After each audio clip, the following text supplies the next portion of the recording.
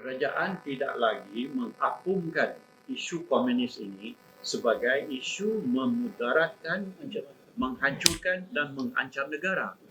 Seharusnya kerajaan muncul dengan fakta-faktanya lantaran Polis Diraja Malaysia dan Kementerian Dalam Negeri, Jabatan Penerangan mempunyai cukup bahan sejarah dan juga kedahsyatannya dalam tempoh-tempoh yang lalu. Kenapa tidak digunakan ini untuk memberi didikan kepada generasi baru kita? Anak-anak muda kita yang tidak tahu tentang merdeka, satu. Yang langsung tak tahu tentang komunisme ini, serta ancaman-ancaman yang dibuat masa zaman Ching Pen dan lain-lain, dibawa semula sebagai satu paparan bahawa ini sesungguhnya kita jangan biarkan. Sekarang ada satu perkembangan yang kita lihat, ia membawa kepada mensohorkan komunisme itu dalam bentuk modul yang baru.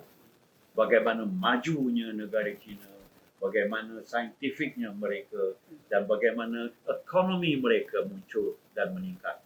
Ini tak relevan kepada kita. Yang relevan ialah musuh negara tetap di situ. Dan kesultanan serta Islam itu mesti jadi perisai kepada perjuangan hidup kita. Haknya setakat itu yang boleh kita terangkan dan harap ini dapat kemunculan dalam pemikiran dan pelaksanaan.